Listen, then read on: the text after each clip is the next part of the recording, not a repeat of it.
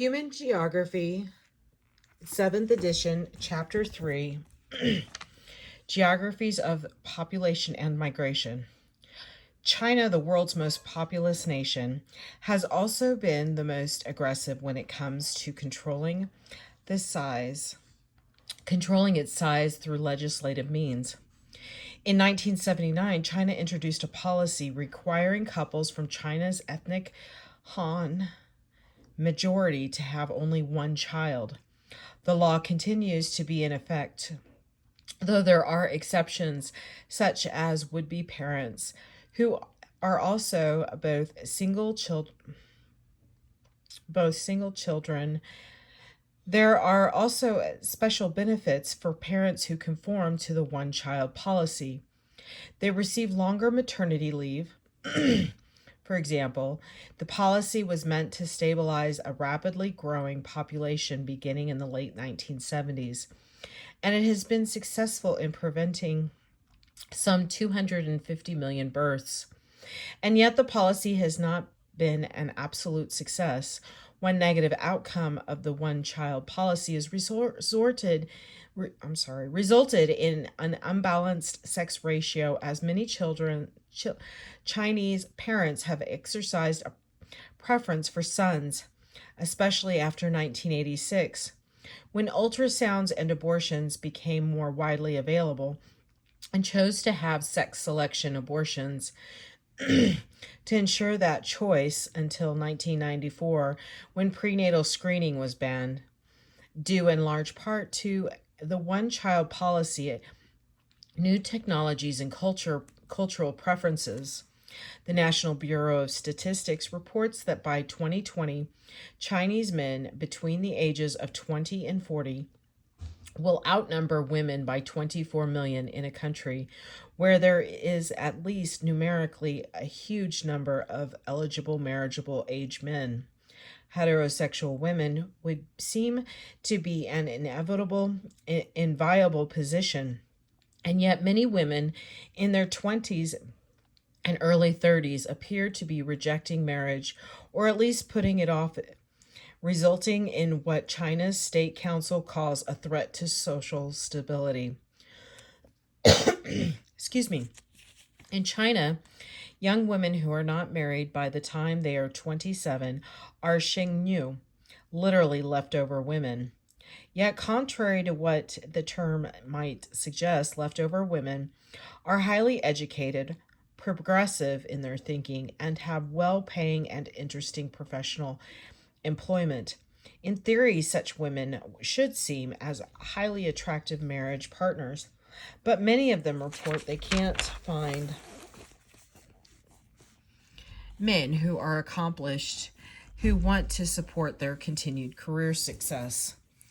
The Shengyu problem is not just a concern for the government, however, as parents, academics, and businesses are conceptualizing their failure to marry as having a potential to generate significant social and economic effects.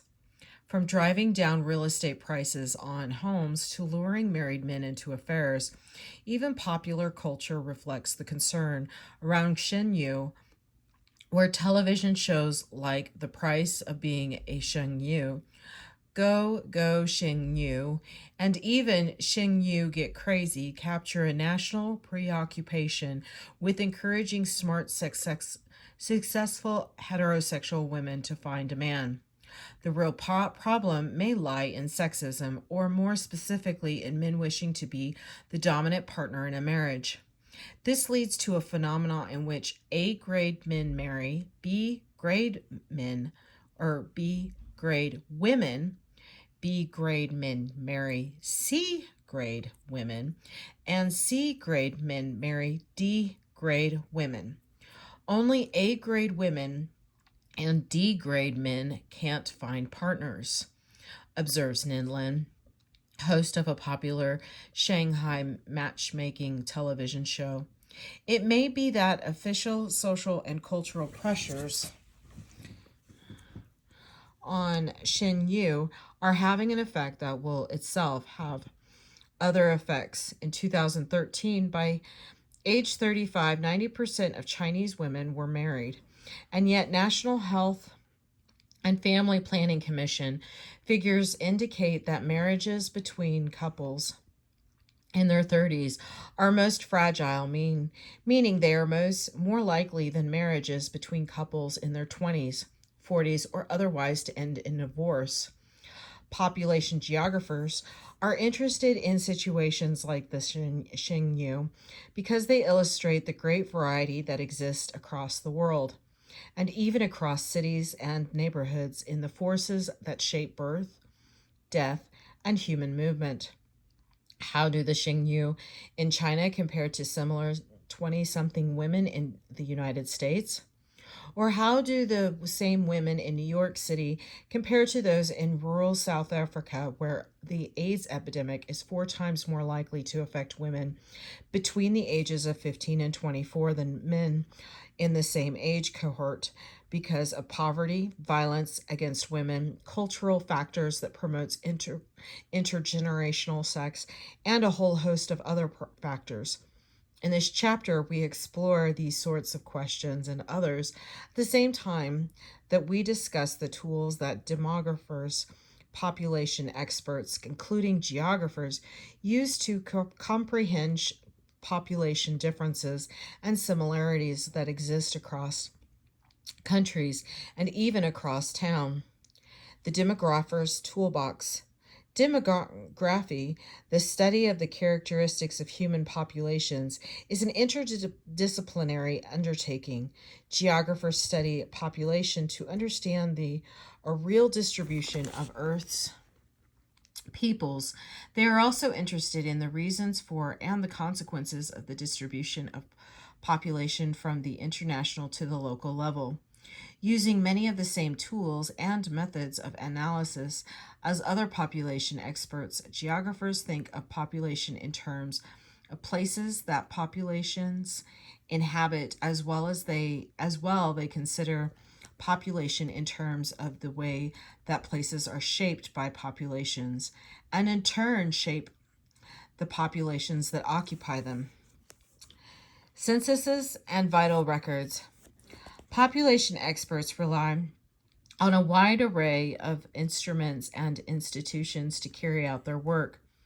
Government entities, schools, and hospitals collect information on births, deaths, marriages, migration, and other aspects of population change. Figure 3.1. The most widely known instrument for assessing the state of population is the census, a survey first developed to obtain information for tax collection, but used increasingly for all sorts of applications, from predicting elections results to shaping economic forces. The census. A census is a count of the number of people in a country, region, or city. Undertaking a census and establishing an accurate count, however, are not simple. Most censuses are also directed at gathering other information about people, such as previous residence, number of people in a household, and income. Many countries comprehensively access the characteristics of their national populations every 10 years. In the United States, for example, the Bureau of the Census has surveyed the population every 10 years since 1790. The information gathered is used to apportion seats in the U.S. House of Representatives, as well as to redistribute federal tax funds and other revenues to states, counties, and cities. Vital records. In addition to the census, population experts employ other data sources to assess population characteristics. One such source is vital records, which report births, deaths, marriages, divorces, and the incidence of certain infectious diseases. These data are collected and recorded by city, county, state, and other levels of government. In combination with the census data, vital records help show the way the population of an area, whether country, region, or city, is changing. Schools, hospitals, police departments, prisons, and other public agencies, such as the U.S. Bureau of citizenship, and immigration services and international groups, like the World Health Organization, also collect demographic statistics that are useful to population experts. Limitations of the census. Censuses are extremely expensive and labor intensive undertakings for any governmental jurisdiction, and as a result, they occur infrequently. In many less developed countries, governments are not always able to finance a decennial census, such as the comprehensive studies undertaken in more developed countries like the United States, France, or Japan. For example, Cambodia conducted its first complete census in 1962, another in 1998, and its most recent one in 2008. Liberia conducted its first census in 24 years in 2008. The incompatibility of census dates caused by the different collection dates makes comparisons between, among, and within countries quite difficult. For example, the United States conducted its last decennial census on April 1st, 2010. China conducted a comparable decennial census in November 2010.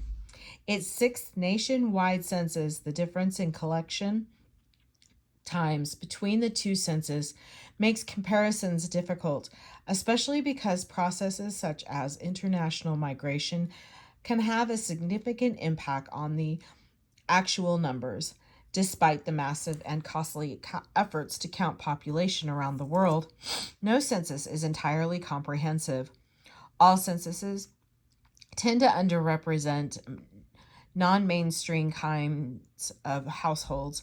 For example, it has never been possible in the United States to explicitly identify gay households, though researchers used the category of same-sex couple households as a proxy for gay household. The problem has been, of course, that lots of individuals of the same sex may share an address, many of whom may be heterosexual, including unrelated same-sex roommates, elderly siblings, or divorced friends. The point is that while the census is the best approximation of the national population, it has its limitations. In the United States, because federal revenue sharing formulas, as well as the apportionment of congressional seats, are tied to population numbers, political officials from many of America's large and medium-sized cities care deeply about the accuracy of population numbers. Undercounted communities stand to lose significant financial support for the local schools, roads, and health services, whereas overcounted communities can reap more grants than warranted. The census is central to the way national governments operate, and its population gets access to key governmental services. Population distribution and composition. Because human geographers explore the interrelationships and the interdependencies between people and places, they are interested in demography. Population geographers bring to demography a special perspective, the spatial perspective that emphasizes description and explanation of the where, a population distribution patterns and processes. For instance, the seemingly simple fact that as of autumn 2014, the world was inhabited by nearly 7.28 billion people is one that geographers like to think about in a more complex way. This number is undeniably large and increasing overall with each passing second, but its most important aspect for geographers is the unevenness of population from region to region and from place to place. Equally important are the implications and impacts of these differences. Looking at population numbers, geographers ask themselves two questions. Where are these populations concentrated, and what are the causes and consequences of such a population distribution? Population distribution. Many geographic reasons exist for the distribution of populations throughout the globe. As the world population density map demonstrates, figure 3.3, some areas of the world are heavily inhabited, for others only sparsely. Some areas contain no people whatsoever. Bangladesh and the Netherlands, for example, have high population densities throughout Egypt. On the other hand, displays a pattern of especially high population concentrations along the coasts and the Nile River, but a relatively low population density everywhere elsewhere. The sparsest inland population densities in the world occur across the mountains and rolling plateaus of Mongolia. These examples illustrate how environmental and physical factors are important influences on population distributions and concentrations. Degree of accessibility, topography, soil fertility, climate and weather, water availability and quality, and type and availability of other natural resources are some of the factors that shape population distribution. Other factors are also crucial.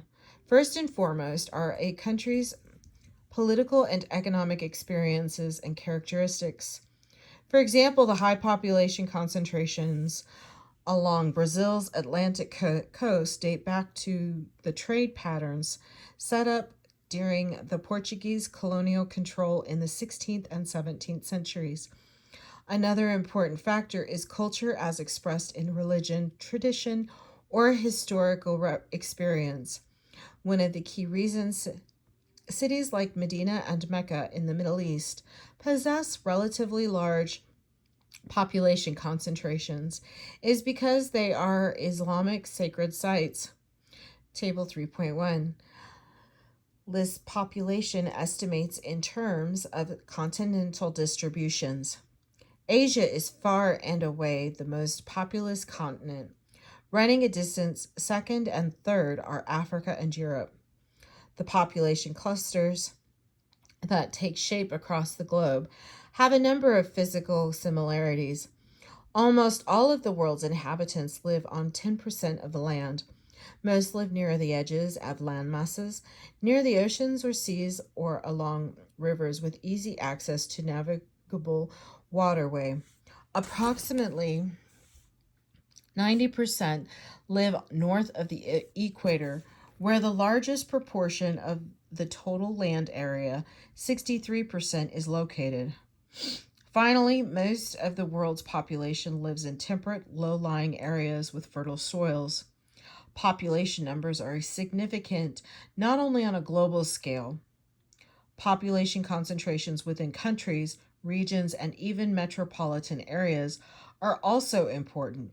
For example, much of the population of North Africa is distributed along the coastal areas where most of the large cities are, as well as along the Nile rivers in Egypt. In Australia, much of the population is clustered along the coast. Population density. Another way to explore population is in terms of density, a numerical measure of the relationship between the number of people and some other unit of interest expressed as a ratio. Crew density is probably the most common measurement of population density. Crew density, also called arithmetic density, is the total number of people divided by the total land area. The metropolitan area of Bangkok, Thailand, is a very populous Asian city containing over 14.5 million residents, with a population density of approximately 6,200 persons per square kilometer, about 16,200 persons per square mile, which is about 2.5 times the density of Los Angeles. The limitation of the crude density ratio, and hence the reasons for its crudeness, is that it is one-dimensional. It tells us very little about the variations in the relationship between people and land. For that, we need other tools for exploring population density, such as nutritional density or agricultural density.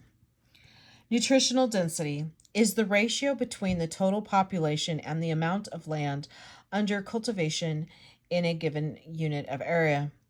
Agricultural density is the ratio between the number of agriculturalists, people earning their living or subsistence from working the land, per unit of farmable land in a specific area. Health density can be measured as the ratio of the number of physicians of the total population. Here is the map.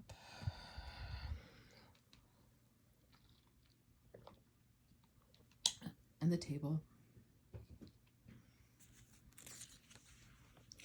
Population composition.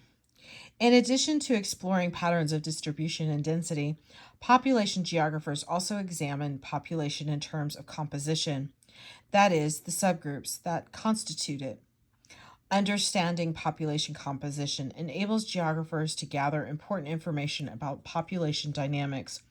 For example, knowing the composition of a population in terms of the total number of males and females, number of proportion of senior citizens and children, and proportion of people active in the workforce provides valuable insights into the ways in which the population behaves now and how it might behave in the future. The following spatial inequality features provides a snapshot of population segregation in the United States and the effect segregation has on that population's life chances. Here is the pictures. And then here is 3.1 on spatial inequality.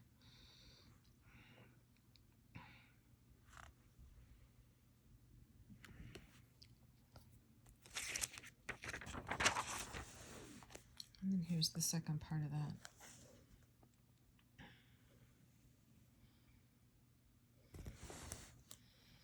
Age-sex pyramids.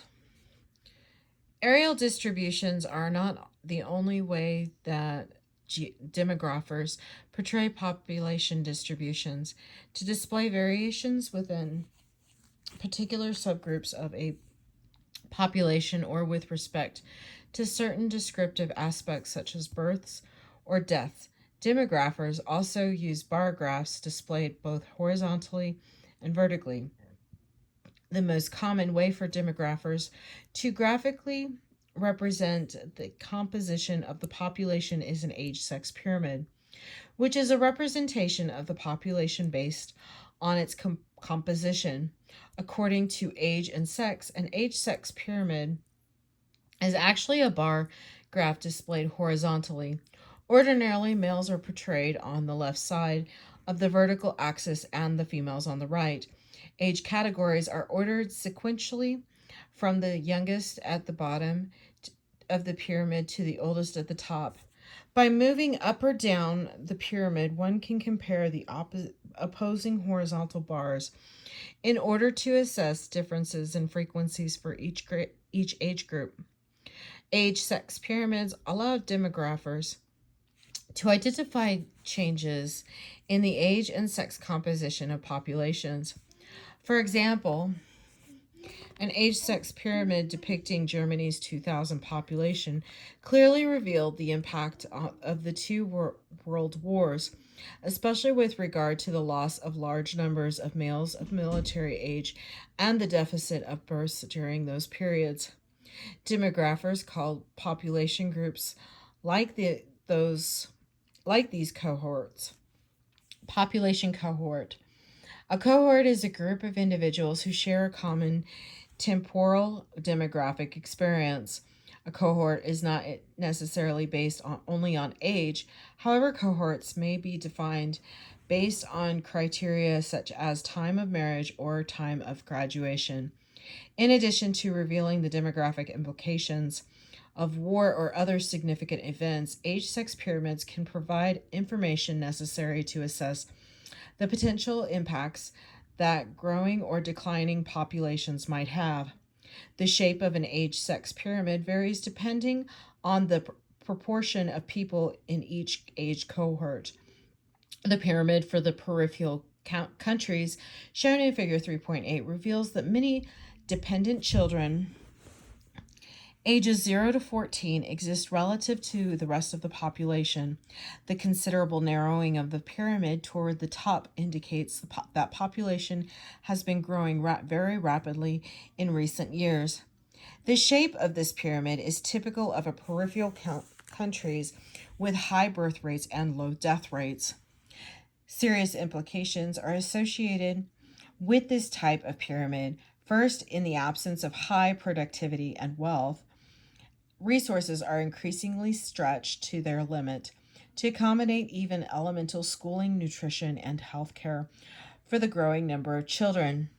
Here is the figure, and I'll try and get as close as I can so that you can see 3.7. That's the population of Germany.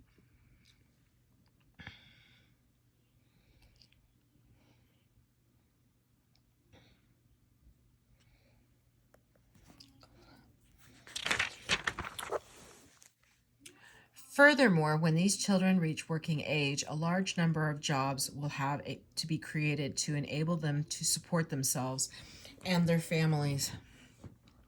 Also, as they form their own families, the sheer number of women of childbearing age will almost guarantee that the population explosion, population explosion will continue. This will be true unless strong measures are taken, such as the intensive and well-funded birth control campaigns, improved education, and outside opportunities for women, as well as modifications of cultural norms that place a high value on a large family size. In contrast, the pyramids for the core countries, see Figure 3.8, illustrates the typical shape for a country experiencing a slow rate of growth. Most countries in the core, such as Denmark, Spain, and the United States, are experiencing birth rates that are at or below replacement level.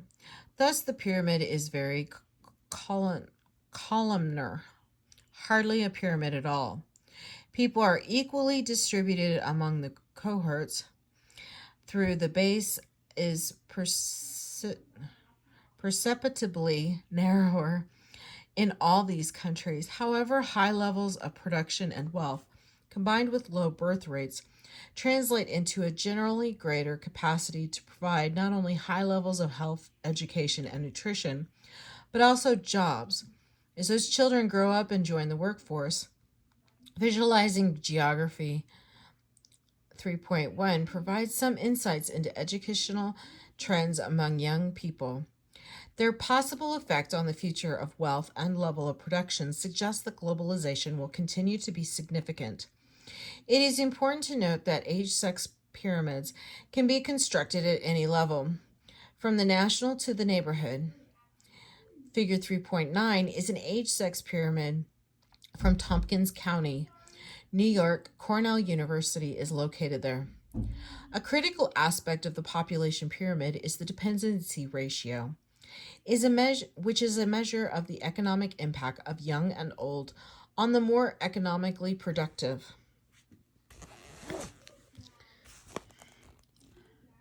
Numbers of the population. In order to assess this relation of dependency in a particular population, demographers divide the total population into 3 age cohorts, sometimes further dividing those cohorts by sex. The youth cohort consists of those numbers of the population who are less than 15 years of age and generally considered to be too young to be fully active in the labor force. The middle cohort consists of those members of the population aged 15 to 64 who are considered economically active and productive. Finally, the old age cohort consists of those members of the population aged 65 and older who are considered beyond their economically active and productive years. By dividing the population into these 3 groups, it is possible to obtain a measure of dependency of the young and old upon the economically active and the impact of the dependent population upon the independent. The effect, I'm so sorry, my hands hurting today. The effect of population cohorts. Countries with populations that contain high proportion of old people face unique challenges. This is a situation most core countries will soon be facing as their baby boom generations ages. The baby boom generation includes those individuals born between 1946 and 1964. A considerable amount of a country's resources and energies will be necessary excuse me, to meet the needs of a large number of people who may no longer be contributing in any significant fashion to the creation of the wealth necessary for the maintenance. There might also be a need to import workers to supplement the relatively small working age population.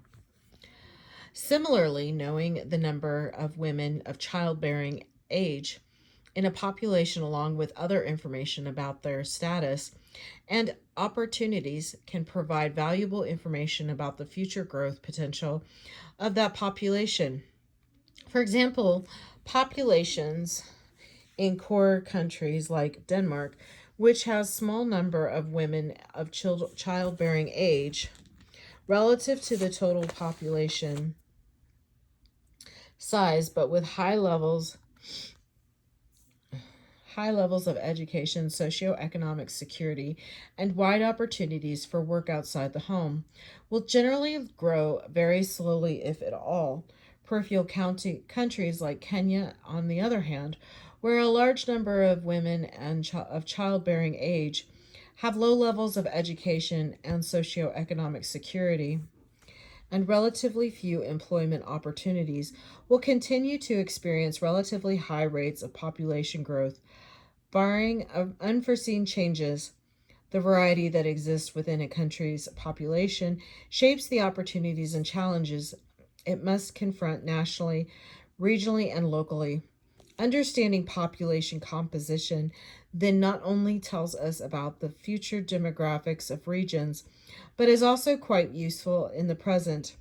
For example, businesses use population composition data to make marketing decisions and to decide where to locate their operations. For many years, these businesses use laborious computer models to help target their markets. With the development of geographic information systems, GIS, however, this process has been greatly simplified. Assessing the location and composition of particular populations is known as geodemographic analysis. Figure 3.10 shows the present state and potential future impact of the baby boom cohort. The largest population, U.S. demographic history. The series of pyramids illustrates how the configuration changes as the boomers age. The narrower column of young people rising below the boomer cohort in these pyramids reveals the biggest problem facing this population, a significantly smaller cohort moving in its main productive years, having to support a growing cohort of aging and decreasingly productive boomers. Congressional fights over Social Security, the Affordable Care Act, and Medicare funding are only the tip of the iceberg with regard to this problem.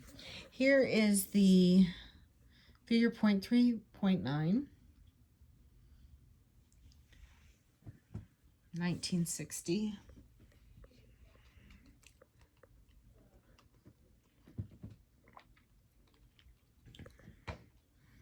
1980, 90.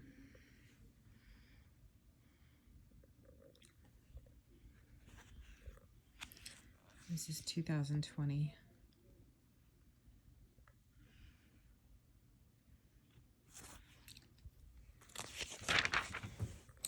And here's 3.2, visualizing geography.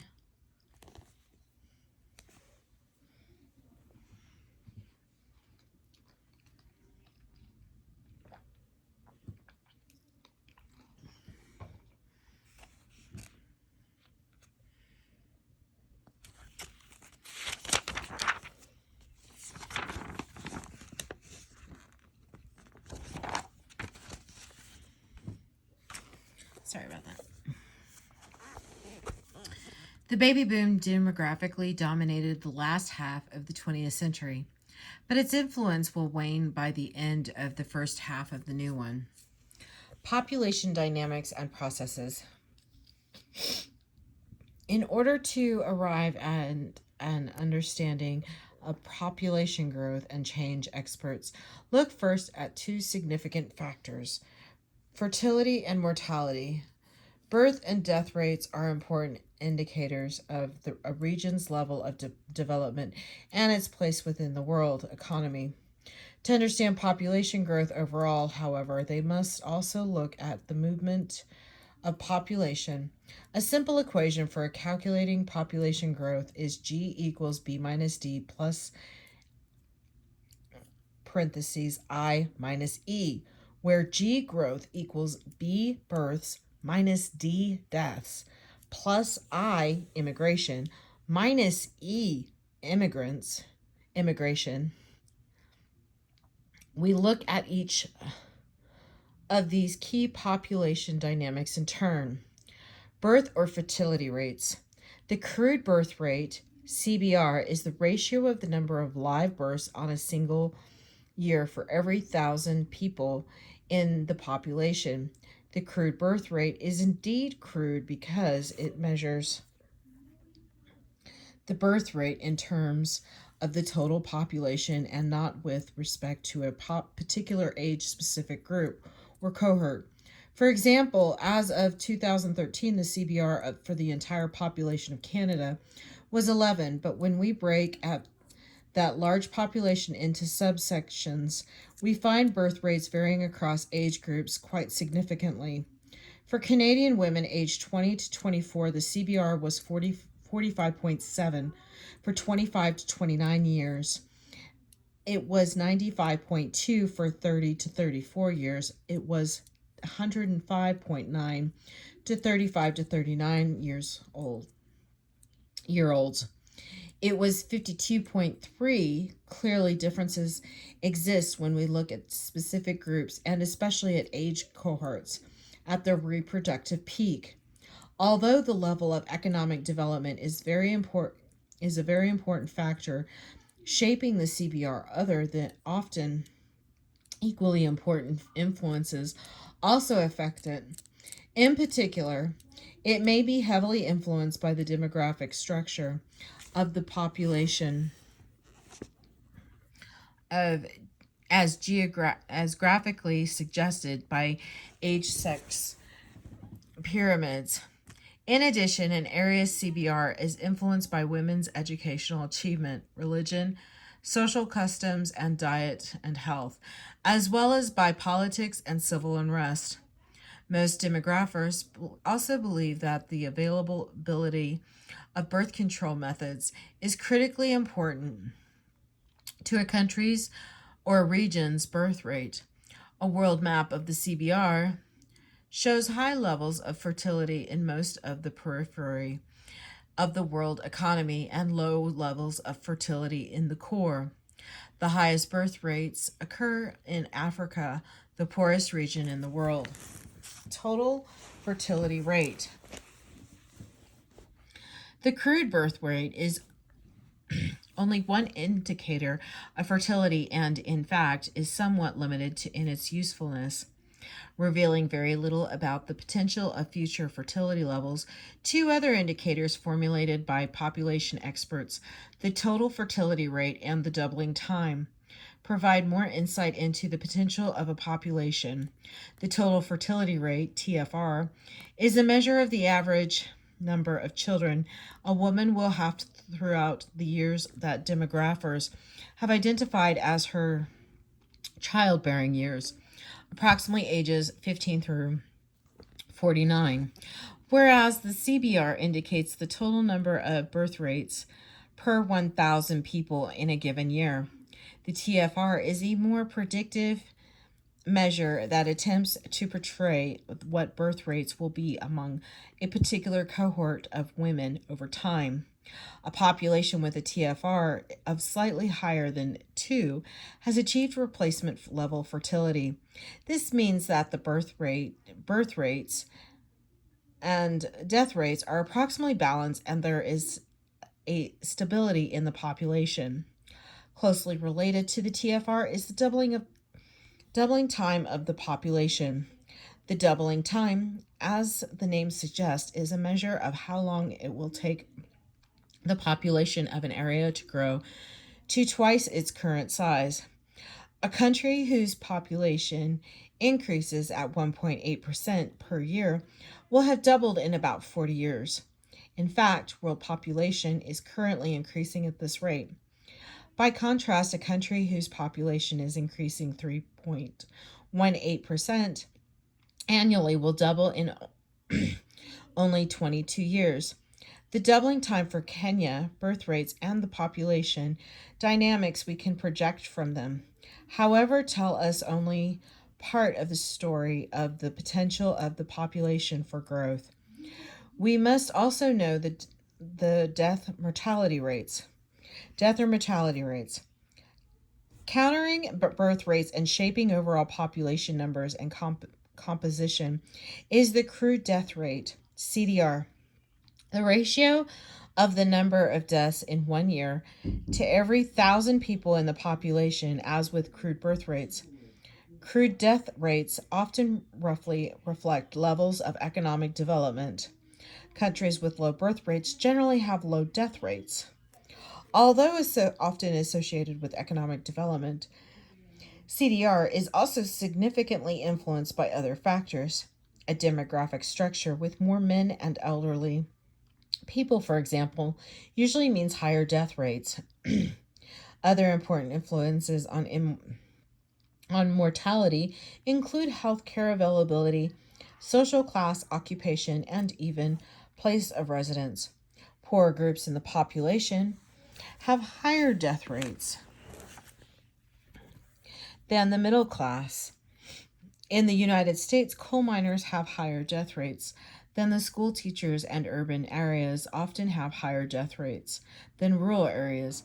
The difference between the CBR and the CDR is the birth rate of 1. Natural increase, the surplus of births over deaths, or 2. Natural decrease, the deficit of births relative to deaths. And then, here's the map. So it looks like we're going to go on to the next page.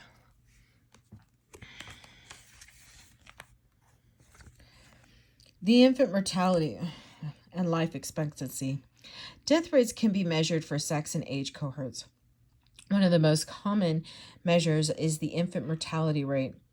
This figure reflects the annual number of deaths of infants under 1 year of age compared to the total number of live births for that same year.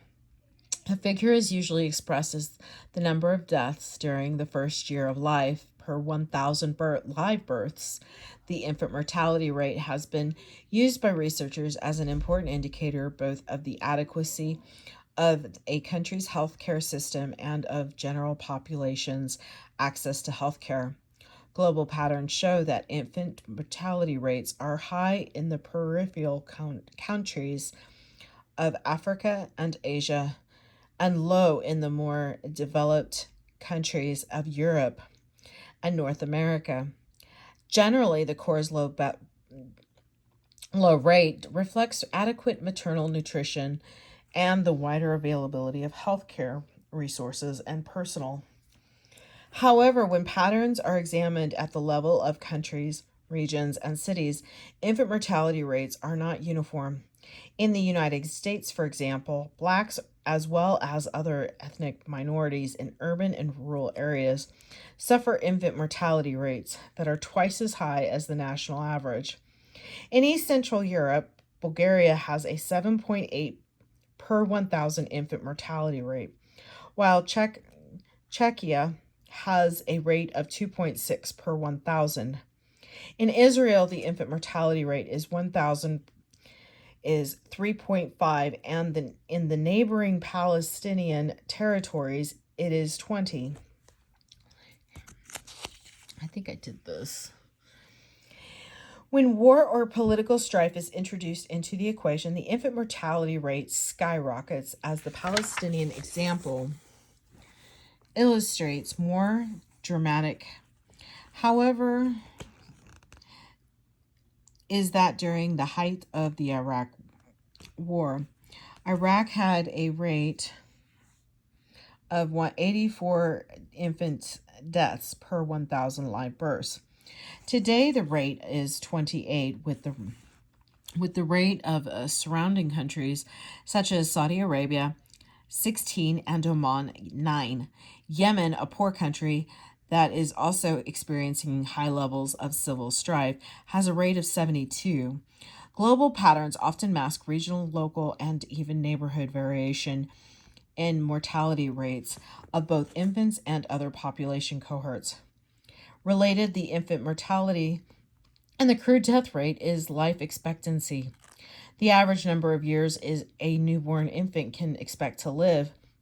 Not surprisingly, life expectancy varies considerably from country to country, region to region, and even from place to place within cities and among different classes and racial and ethnic groups. In the United States, a child born in 2013 can expect to live 79 years. If we begin to specify the characteristics of that infant by sex and race, however, variation emerges. An African American male born in 2013 has life expectancy of 69.5 years, while a white female born that same year can expect to live an average of 81 years. Another key factor influencing life expectancy is epidemics, which can quickly and radically alter population numbers and composition. In our times, epidemics can spread swiftly over great distances, largely because people and other disease carries can travel from one place to another rapidly. Epidemics can have profound effects from the international to the local level and reflect the increasing interdependence of a shrinking globe. Geographers are particularly interested in understanding the ways that epidemics, disease, and health in general may affect different population groups in different ways and have a greater and lesser impact on different localities. Medical and health geographies.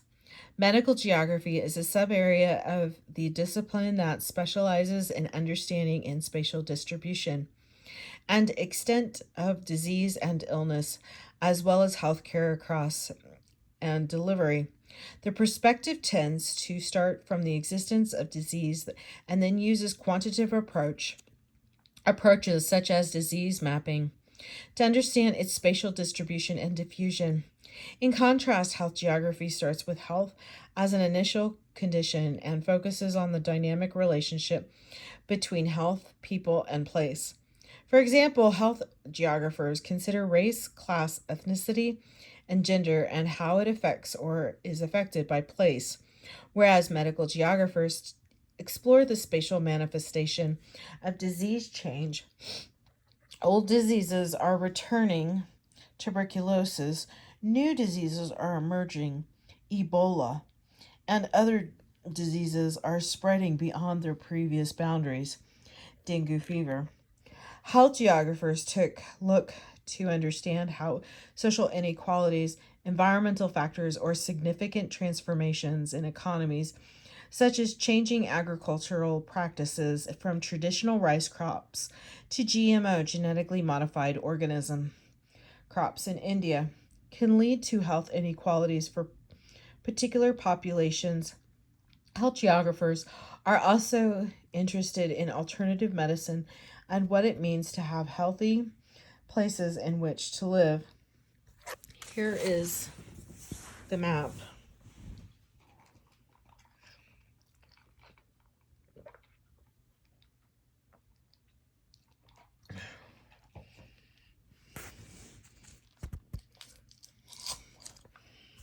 The geographer matters. Oh, love it when it doesn't. Here's this, guys. And then here's the graph.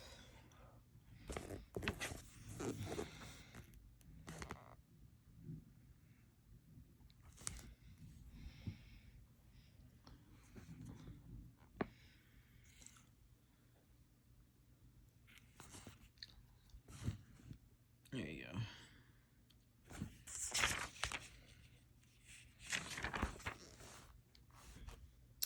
Geography Matters feature investigates how and why non-communicable diseases and communicable diseases are changing across the globe and in particular countries and populations. No discussion of health geographies would be complete without recognition of the most widespread and well-known epidemic of our times, HIV and AIDS, human immunodeficiency virus, acquired immunodeficiency syndrome. The disease is a serious problem in regions ranging from Southeast Asia to Sub Saharan Africa and also affects certain populations in many core countries of Europe as well as the United States. In the United States, for example, HIV and AIDS first arose largely among homosexuals and intravenous drug users who shared needles. Geographically, early concentrations of AIDS occurred in places with high concentrations of these two subpopulations. It had perhaps the most severe impact in inner city areas, but cropped up in every region of the United States, appearing in the black male and female heterosexual population, the rate for blacks being much greater than the rate for whites. African American males continue to bear the greatest burden of HIV/AIDS infection. The pattern of the disease is different. However, in Central Africa, where it is overwhelmingly associated with heterosexual non-drug users and affects both sexes equally, the geographical diffusion of HIV and AIDS in Africa has occurred along roads, rivers, and coastlines. All major transportation routes associated with regional marketing systems. The Central African nations, including Congo, formerly Zaire, Zambia, Uganda, Rwanda, and Central African Republic, have been hard hit. In sub-Saharan Africa, however, an estimated 22.5 million people are infected with the virus. The worst impact is in urban areas. Though no area has been immune to the disease's spread, although no cure yet exists, 4 decades after the first reported cases of AIDS, we do have the technological and medical understanding that to substantially alter the HIV epidemic at a country level, regardless of the mode of transmission of HIV. Here is Table 3.4, and then here is the map, and I'll zoom in so you can kind of see that. Demographic transition theory. Many demographers believe that fertility and mortality rates are directly tied to the level of economic development of a country, region, or place, pointing to the history of demographic change in core countries. They contend that many of the economic, political, social, and technological transformations associated with industrialization and urbanization lead to a demographic transition. A demographic transition is a model of population change in which high birth rate and death rates are replaced by low birth and death rates. Once a society moves from a pre-industrial economic base to an industrial one, population growth slows. According to the demographic transition model, the slowing of population growth is attributable to improved economic production and higher standards of living, brought by better health care, education, and sanitation.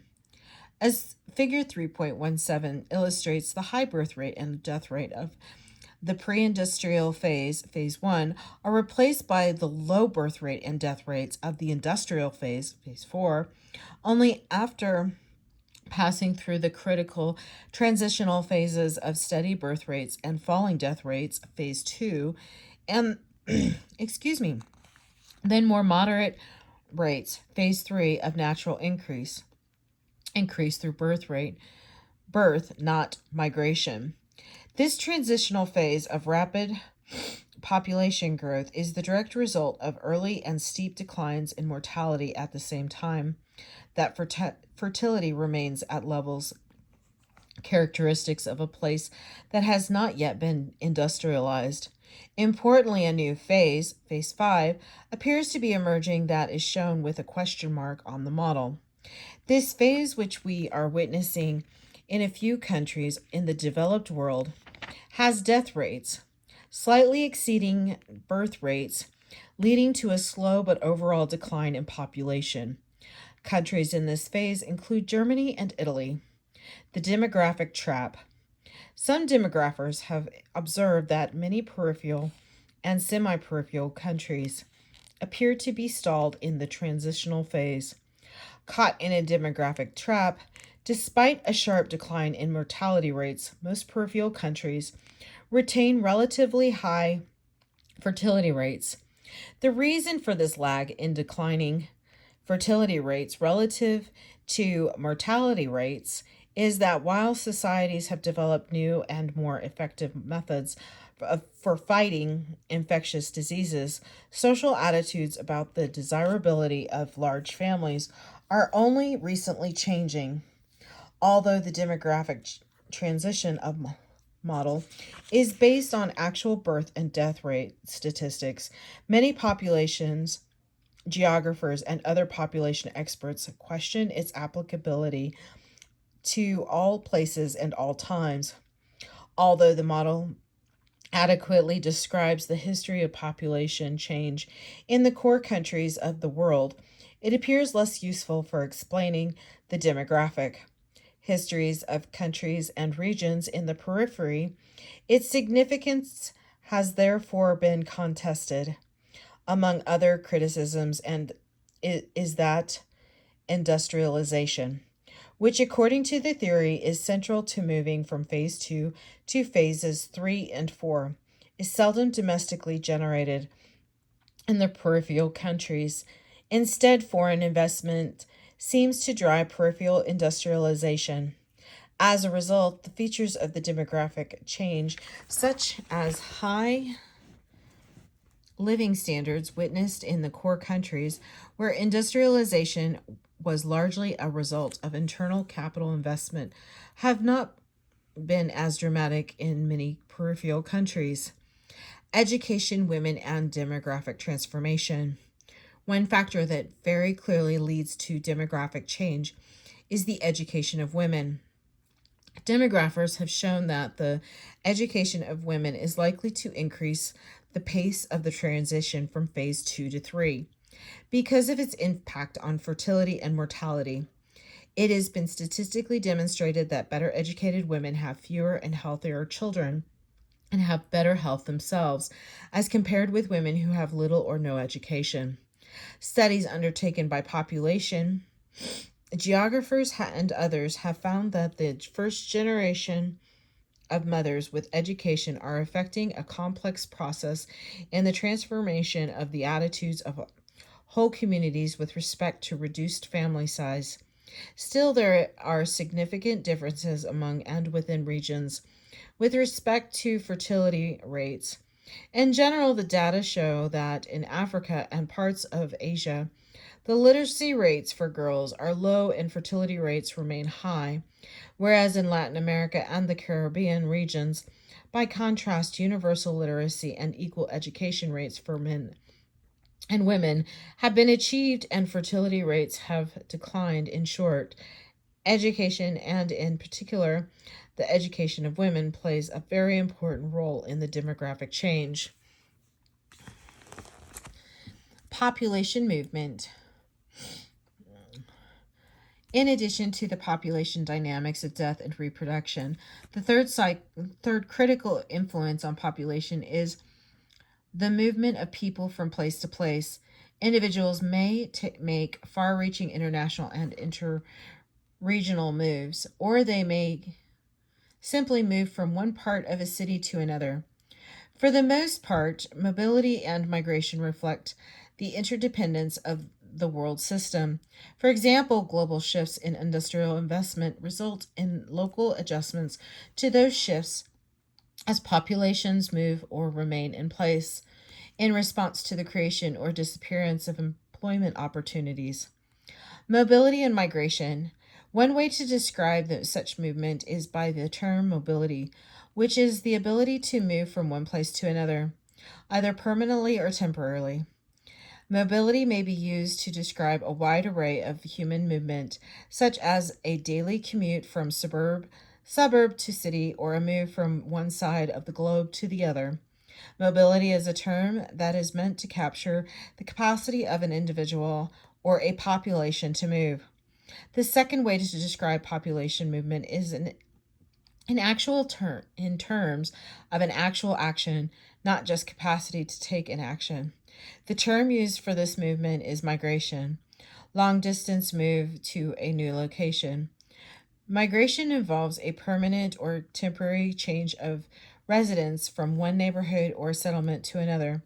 Moving from from a particular location is defined as immigration, also known as outmigration. To a particular location is defined as immigration or in-migration. For example, a Moroccan who moves to Paris emigrates from Morocco and immigrates to France. This of move from one country to another is termed international migration. Moves may also occur within a particular country or region, in which case are called internal migration. Both permanent and temporary changes of residence occur for many reasons. Here's the map.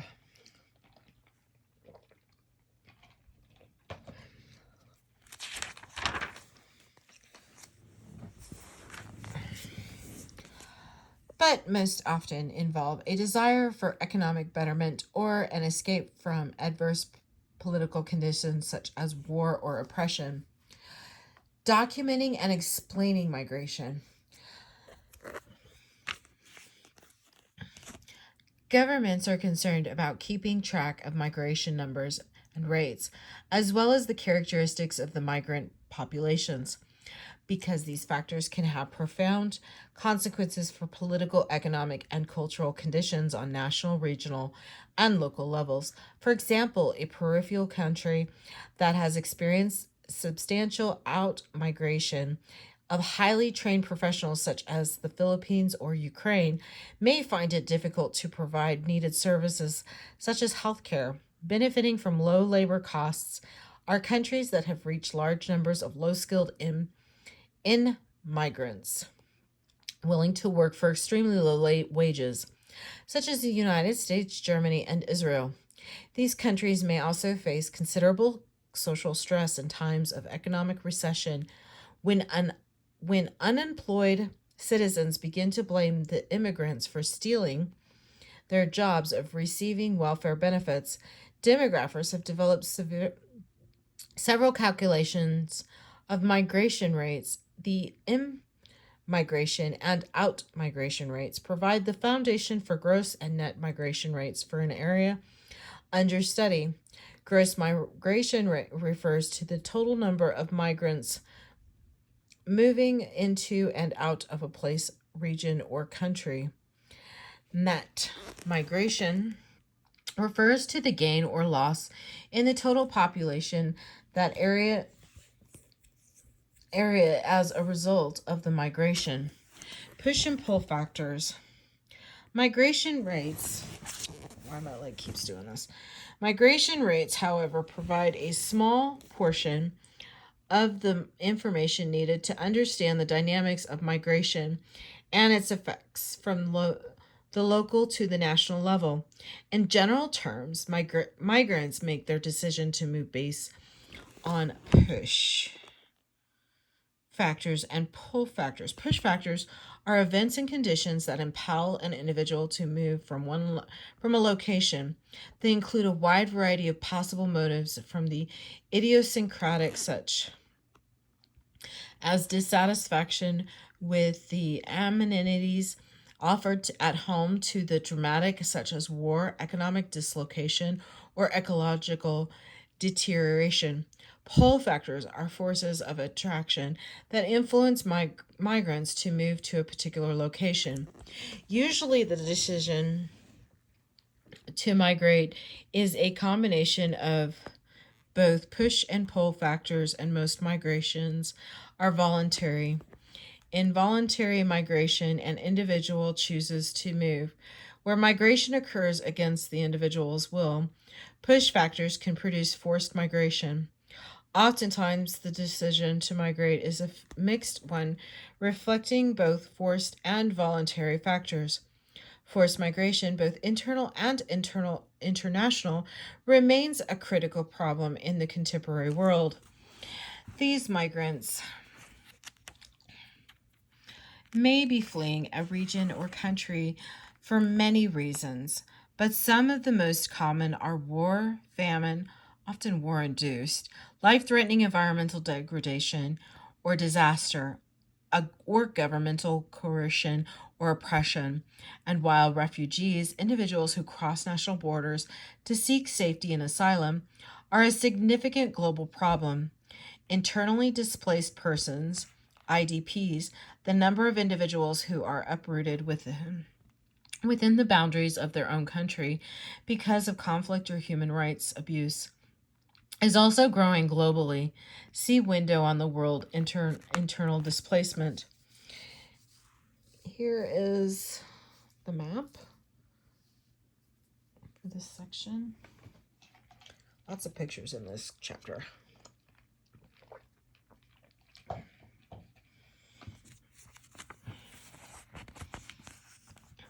International voluntary migration. Migration does not always involve force or even permanent change of residence.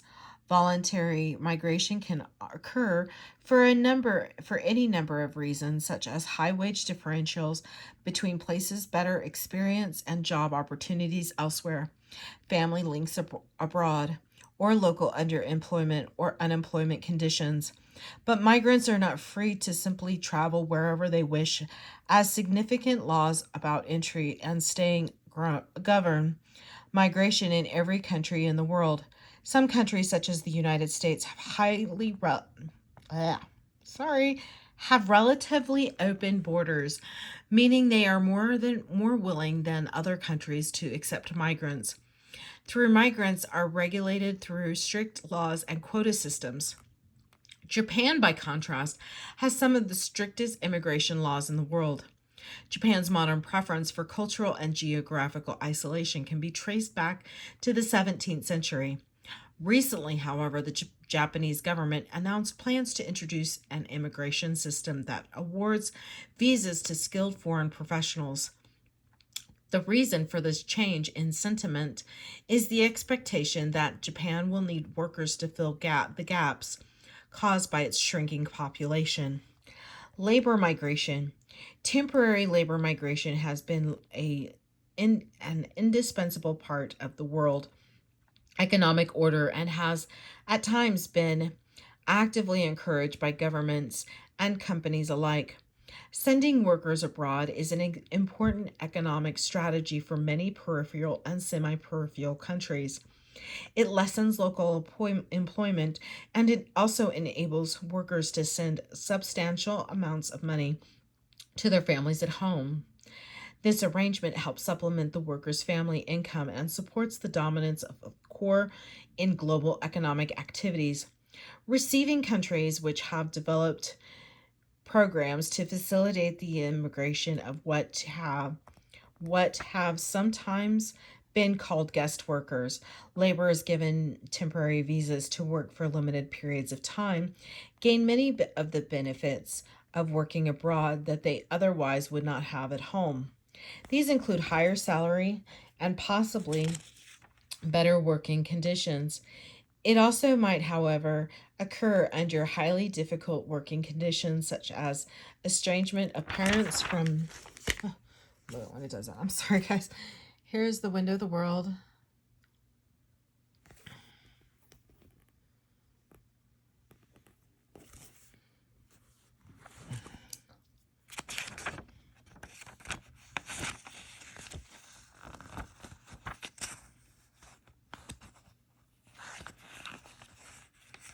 Sorry about that. I'm trying to pull it up so you can.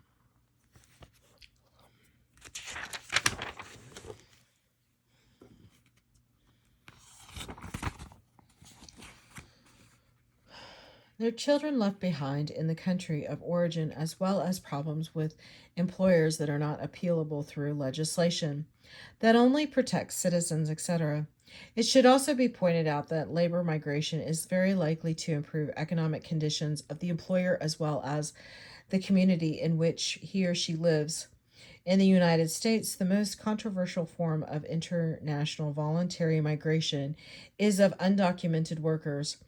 Those individuals who arrive in the country without official entry visas and are considered to be the government to be in the country illegally. Most of these workers come to the United States from Latin America. The largest share from Mexico. Other migrants who come to the United States with appropriate visas, but then fail to return to their country of origin when their visas expire, are also considered to be undocumented. Since the United States was founded, the immigration of working age individuals has been crucial to its growth. It has also been a periodic source of conflict. Economic historians have shown that anti-immigrant sentiment peaks when times are hard and declines when the economy is booming. The slowly recovering condition of the U.S. and global economy is likely a strong reason why anti-immigrant feelings have been so widespread in the United States of late, where it has been particularly difficult for the U.S. Congress to pass comprehensive immigration reform. Immigration is also a conflicted issue worldwide. Despite popular opposition and political impasse, migrants, both documented and not, continue to arrive in the United States and affect all manner of culture, politics, economy, and social life. Migrants from Latin America, both documented and undocumented, for example, have been embraced in Baltimore, Maryland, which is actively working to boost its local economy. Following the flight of middle-class households to the suburbs, in 2011, the mayor of Baltimore launched a program to bring 10,000 families back to the city, and she sees immigrants as key to that program.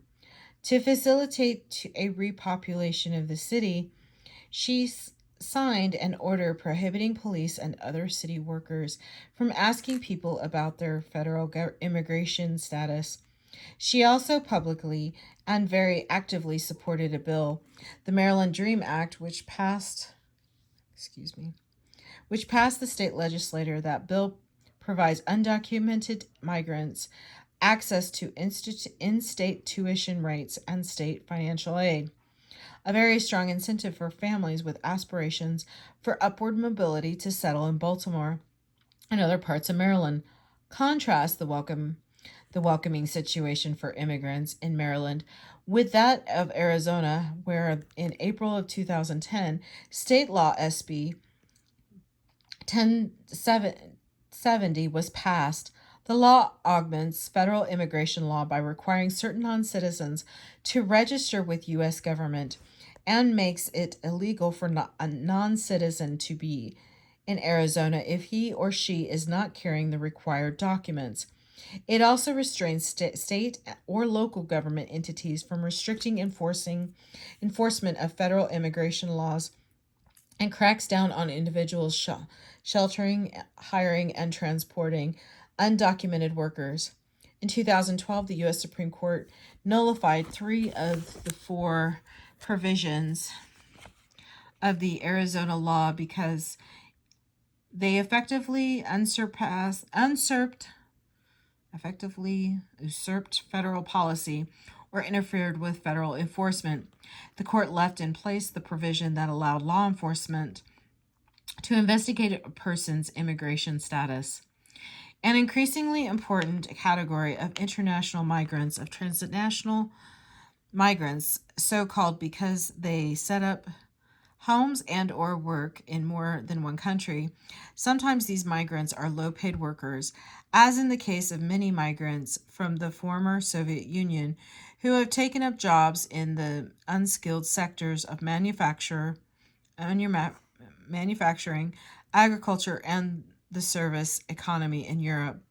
Other transnational migrants occupy the higher end of the socioeconomic spectrum, such as the Hong Kong Chinese, who have established substantial property of business investments and residences in Canada while maintaining their citizenship status in Hong Kong as well. Transnational migrants seek destinations all over the world, and it's difficult to think of any country where the transnational migrants have not appeared. The amenity migration. With labor migration is the predominant form of international migration. Other forms of voluntary international migration also occur. One form gaining increasing popularity among the baby boom cohort in the United States and Europe is amenity migration.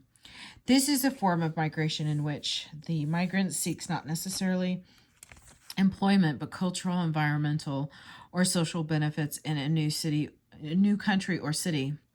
Baby boom amenity migrants from the United States have sought out foreign retirement destinations that are welcoming and where healthcare is excellent and living costs are low.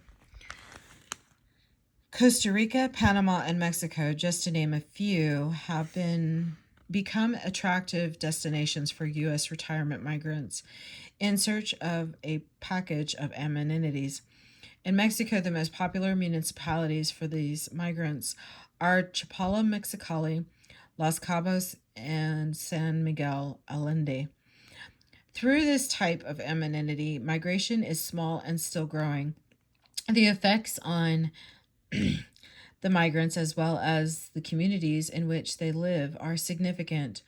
While migrants bring their retirement dollars to these locations and contribute to local economic development and job creation, they benefit by having access to private rather than public health care, larger houses than in the United States, low-cost domestic help, and lower and sometimes no taxes in the countries to which they migrate. International forced migration. Gosh, this leg is killing me tonight. Okay, sorry about that. Forced migration is a worldwide phenomenon, as described above. An example of international forced migration is Syrians fleeing their country as it has erupted into civil war. Another more historically prolonged example is the Lebanese and the Kurds who have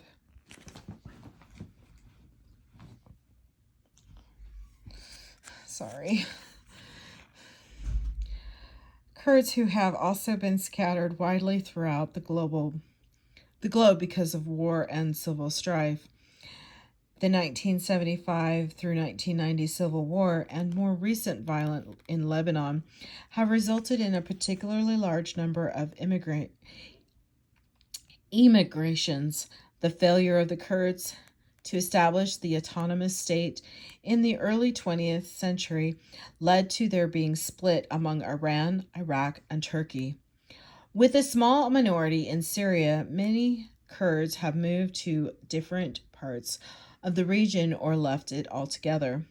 Because of military aggression, persecution, and the failure of repeated attempts to establish a Kurdish state, other prominent examples of international forced migration include the migration of Jews from Germany and Eastern Europe following the First World War and preceding the Second World War, as well as the deportation of Armenians from the Ottoman Empire after the First World War, shows the scattering Palestinians from their homeland since the establishment of the State of Israel in 1948.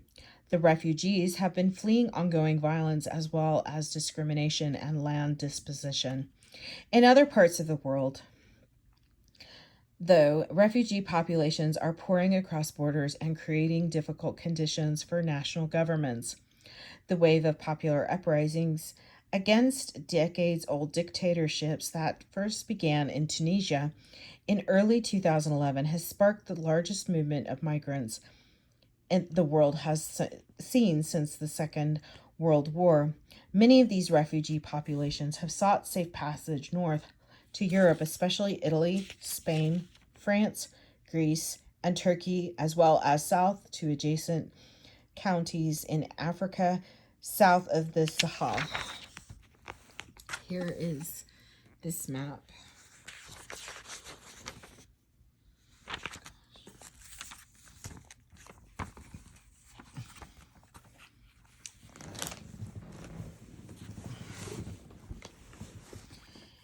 Internal voluntary migration. One way to, sorry, I'm trying to get rid of that glare. The geographical patterns of migration is to think in terms of waves of migration. In the United States, for example, three important and overlapping waves of international migration over the past 2 centuries. It altered the population geography, as with a great deal of migration activity. These 3 major migrations were tied to a broad-based political, economic, and social changes. The first wave, internal migration wave, began with colonization and increased steadily through the 20th century. This wave had 2 parts. The first was characterized by the large movement of people from the settled eastern seaboard into the interior of the country. The westward expansion, which began spontaneously during the British colonial period, in blatant disregard of British restrictions on such expansion, became official settlement policy after the American Revolution. The federal government encouraged migration over the course of more than a century as part of the country's expansionist strategies. The second part, it consisted of massive rural to urban migration associated with the industrialization, especially occurring during the mid-19th century to the early 20th centuries. Table 3.5 illustrates how between 1860 and 2000 the United States was transformed from a rural to an urban society as industrialization created new jobs and as increasingly redundant numbers of agricultural workers, along with foreign immigrants, moved to urban areas to work in the manufacturing sector. Second wave. The second Great Migration wave, which began early in the 1940s and continued through the 1970s, was the massive and very rapid movement of mostly African Americans out of the rural South to cities in the South, North, and West. Although African Americans had formed considerable populations in cities such as Chicago and New York, before the onset of this wave, the mechanization of cotton picking pushed additional large numbers of Black Americans out of the rural areas. Tenant cotton picking was a major source of livelihood for African Americans in the Deep South until mechanization reduced the number of jobs available. At the same time, pull factors attracted them to the large cities. In the early 1940s, the large numbers of jobs in the defense-oriented manufacturing sector became available as other urban workers joined the war effort. The second wave of migration can be seen as part of a wider pattern of rural to urban migration among agricultural workers as industrialization spread globally. Third wave. The third internal U.S. migration wave began shortly after Second World War and continues. Hold on a second. Oh, shit.